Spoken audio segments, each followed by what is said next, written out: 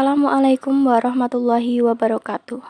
Perkenalkan, kami dari kelompok 6 yang beranggotakan Agista Arum Mawarni, Andrea Metasari Husnul Khotimah, Arif Argo Irawan, Cantika Dita Kusuma, Diah Ayu Widiawati, Faizu Rizky Fauzi, Hanif Rokman Asrof, Nadila Rista Sarasasti, Nadia Hutami Fitri Ardani, Regina Sekar Pambayun, Ringgit Benazir Kartika, Rizky Siwi Nugroho, dan Yuliana Putriasih.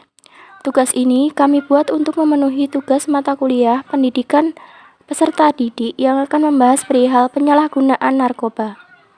Pengertian narkoba. Apa itu narkoba? Narkoba adalah singkatan dari narkotika dan obat atau bahan berbahaya. Selain narkoba, istilah lain yang diperkenalkan khususnya oleh Departemen Kesehatan Republik Indonesia adalah nabza, yang merupakan singkatan dari narkotika, psikotropika, dan zat adiktif.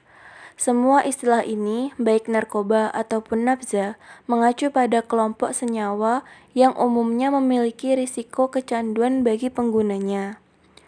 Narkotika adalah zat atau obat baik yang bersifat alamiah, sintetis, maupun semi-sintetis yang menimbulkan efek penurunan kesadaran, halusinasi, serta daya rangsang. Sementara menurut Undang-Undang Narkotika Pasal 1 Ayat 1 menyatakan bahwa narkotika merupakan zat buatan ataupun yang berasal dari tanaman yang memberikan efek halusinasi, menurunnya kesadaran, serta menyebabkan kecanduan. Menurut pakar kesehatan, narkoba sebenarnya adalah senyawa-senyawa psikotropika yang biasa dipakai untuk membius pasien saat hendak dioperasi atau obat-obatan untuk penyakit tertentu. Bagaimana penyebaran narkoba pada remaja? Penyebaran narkoba terjadi di kampus dari satu orang ke orang lain. Ketika seseorang telah menawarkan barang haram kepada satu orang, maka satu orang itu mungkin akan mengatakan atau mempromosikan barang haram itu kepada teman-temannya sehingga menyebar di lingkungan kampus. Hal pertama seseorang menggunakan narkoba adalah agar dia tidak terasa lelah dengan tugas dan rutinitas yang ada di perkuliahan, ataupun ingin lari dari masalah yang dihadapi, ataupun alasan paling sering yang dikatakan adalah takut ketinggalan zaman atau tidak solidaritas dengan teman. Yang selanjutnya, kelompok narkoba berdasarkan efek. Yang pertama, stimulan. Narkoba jenis ini mampu membuat pemakainya merasa lebih segar, percaya diri, berenergi, dan bersemangat. Yang kedua, depresan. Narkoba jenis ini membuat pemakainya menjadi lebih tenang dan rileks. Biasanya, pemakainya akan mengalami kesulitan dalam berkonsentrasi dan bergerak. Yang ketiga, halusinogen. Narkoba jenis halusinogen mempengaruhi pemakainya akan merasa efek pusing, disorientasi, kebas, sensasi seperti melayang, dan kebingungan pada pemakainya. Yang keempat, yaitu ganja. Ganja merupakan narkoba jenis stimulan, depresan, dan halusinogen. Narkoba ini berasal dari tanaman Cannabis sativa dan dapat digunakan dengan cara dihisap seperti rokok ataupun dicampurkan ke dalam hidangan yang dimasak. Selanjutnya, sabu. Selain ganja, sabu juga salah satu dari macam-macam narkoba yang sering ditemui di Indonesia. Sabu merupakan jenis narkoba stimulan dan biasanya berbentuk bubuk putih yang dapat ditelan, dihisap maupun disuntikkan. Yang keenam adalah ekstasi atau MDMA. Ekstasi merupakan jenis narkoba stimulan dan halusinogen yang dapat dikonsumsi dalam bentuk pil atau tablet serta dapat disuntikkan ke pembuluh darah atau dihisap. Efek sampingnya adalah detak jantung yang meningkat, tekanan darah yang meningkat, berkeringat atau menggigil, serta pusing. Yang ketujuh adalah kokain. Kokain adalah jenis stimulan yang berisiko tinggi untuk menimbulkan ketergantungan. Kokain berasal dari tanaman koka dan dapat ditemukan dalam berbagai bentuk. Kokain digunakan dengan cara disuntikkan ke pembuluh darah atau dengan menghisap uap atau bubuk kokain. Efek sampingnya adalah kesulitan menelan, mimisan, serta mengakibatkan kematian. Yang kedelapan adalah LSD. LSD adalah salah satu macam jenis narkoba halusinogen yang berasal dari senyawa asam pada jamur yang tumbuh di biji-bijian, seperti gandum hitam. LSD menimbulkan halusinasi hingga 12 jam.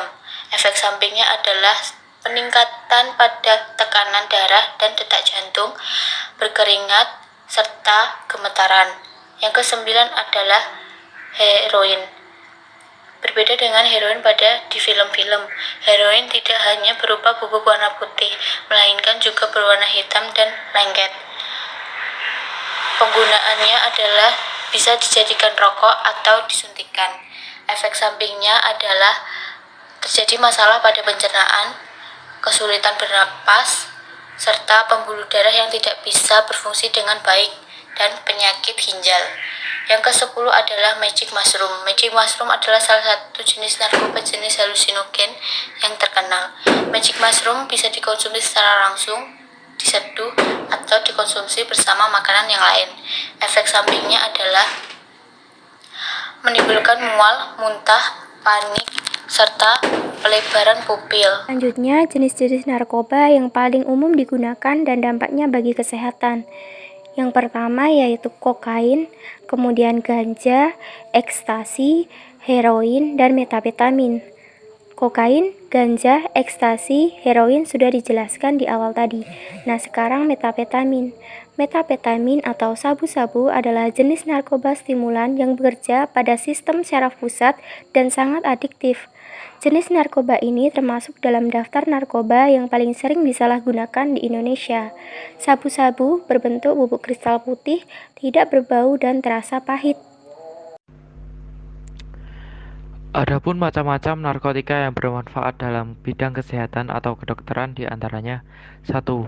Morfin merupakan hasil olahan dari opium atau candu merah, bermanfaat sebagai menghilangkan rasa nyeri yang hebat dan untuk mengurangi rasa tegang pada penderita yang akan dioperasi. Yang kedua adalah metadon. Metadon sering dipakai untuk pengobatan pada ketergantungan opium. Antagonis opioid atau analgetik narkotika sudah dibuat untuk mengobati overdosis opioid dan ketergantungan opioid dan dipakai sebagai analgesia bagi penderita rasa nyeri. Yang ketiga adalah heroin, yaitu obat bius yang sangat mudah membuat seseorang kecanduan karena efeknya yang sangat kuat. Obat tersebut dapat ditemukan dalam bentuk pil, bubuk, dan juga dalam bentuk cairan. Heroin memiliki kekuatan yang 2 kali lebih kuat dari morfin dan sering disalahgunakan oleh orang. Heroin disebut juga dengan putau. Yang keempat adalah kodein. Kodein merupakan analgesik lemah, kekuatannya sekitar 1/12 dari morfin. Maka dari itu kodein tidak bisa dipakai untuk analgesik namun sebagai anti batuk yang kuat. Kelima adalah kokain. Dipakai sebagai penekan rasa sakit di kulit, dipakai untuk anestesi atau bius, khususnya untuk pembedahan mata, hidung, dan tenggorokan. Yang keenam adalah meperedin atau sering disebut dengan petidin, demerol, atau dolantin, digunakan sebagai analgesia. Obat ini efektif untuk diare. Daya kerja dari meperedin lebih pendek dari morfin. Adapun macam-macam psikotropika yang bermanfaat dalam bidang kesehatan atau kedokteran. Di antaranya yang pertama yaitu amfetamin. Amfetamin digunakan untuk mengurangi depresi, kecanduan alkohol, mengobati parsikon kegemukan, keracunan zat tertentu, menambah kewaspadaan, menghilangkan rasa kantuk dan lelah, dan menambah keyakinan diri dan konsentrasi. Yang kedua yaitu asam barbiturat. Asam barbiturat sering dipakai untuk menghilangkan rasa cemas sebelum operasi atau digunakan sebagai obat penenang. Nah, adapun macam-macam zat aditif lainnya yang bermanfaat dalam bidang kesehatan atau kedokteran, di antaranya yaitu alkohol.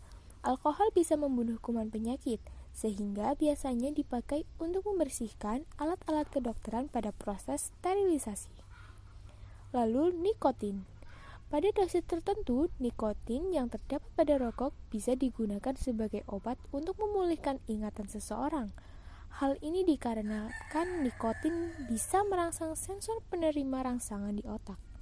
Penyalahgunaan narkoba.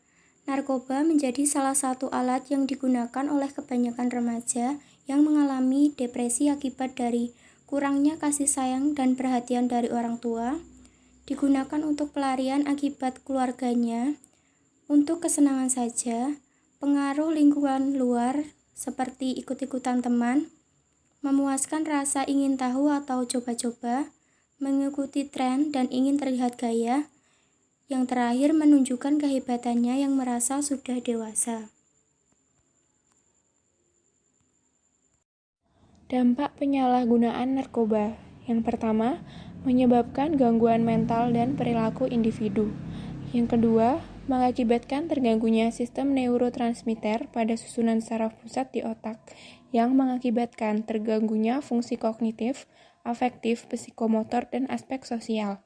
Yang ketiga, gangguan kesehatan seperti gangguan fungsi organ tubuh hati, jantung, paru, ginjal, alat reproduksi, dan penyakit menular seperti hepatitis dan HIV atau AIDS. Yang keempat, dapat menimbulkan ketergantungan yang sulit untuk disembuhkan, bahkan cenderung menambah dosis yang dikonsumsinya. Yang kelima, secara psikososial akan mengubah seseorang menjadi pemurung, pemarah, pencemas, depresi, paranoid, dan mengalami gangguan jiwa, menimbulkan sikap massa bodoh tidak peduli dengan norma masyarakat, hukum, dan agama. Yang keenam, dapat mendorong melakukan tindak kriminal seperti mencuri, berkelahi, dan lain-lain. Dampak ketergantungan atau kecanduan narkoba individu dapat terlihat pada fisik, psikis, dan sosial atau lingkungan masyarakat tempatnya tinggal. Dampak terhadap fisik antara lain sakit kepala, mual-mual, susah tidur, dan tidak nafsu makan. Dampak terhadap psikis antara lain memberikan rasa yang melambung tinggi, memberi rasa bahagia, dan sangat percaya diri. Adanya rasa parno, gelisah ketika menggunakan, dan susah tidur. Dampak terhadap lingkungan yaitu diasingkan dalam masyarakat dan susah dalam bergaul di masyarakat. Dampak penyalahgunaan narkoba juga mempengaruhi merosotnya prestasi di sekolah, hubungan kekeluargaan memburuk, mengakibatkan perkelahian dan tindak kekerasan, serta menjadi penyebab terjadinya kecelakaan lalu lintas. Penggunaan narkoba baik dalam taraf coba-coba maupun sudah pada ketergantungan merupakan manifestasi gangguan jiwa dalam bentuk penyimpangan perilaku dari norma-norma umum yang berlaku. Pemakaian narkoba secara berlebihan di luar indikasi medis atau tanpa pengawasan dan petunjuk dokter atau ahli akan menimbulkan berbagai permasalahan. Permasalahan yang timbul akibat pemakaian narkoba itu antara lain menimbulkan patologi atau menimbulkan kelainan dan menimbulkan hambatan dalam aktivitas di rumah, sekolah atau kampus, tempat kerja, dan lingkungan sosial individu.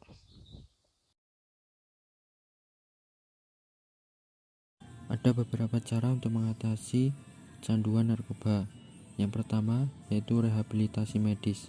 Rehabilitasi secara medis meliputi detoksifikasi, pemeriksaan kesehatan, penanganan efek buruk dari penyalahgunaan narkoba, kemudian psikoterapi, serta rawat jalan. Yang kedua yaitu rehabilitasi sosial.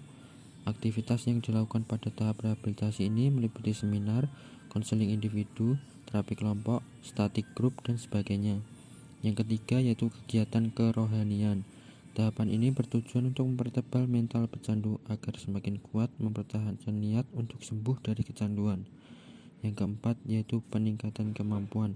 Kegiatan di lembaga rehabilitasi juga diisi oleh aktivitas positif.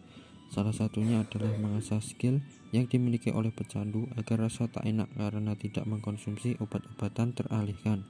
Sekian penjelasan video dari kelompok kami. Mohon maaf jika ada kesalahan maupun kekurangan. Wassalamualaikum warahmatullahi wabarakatuh.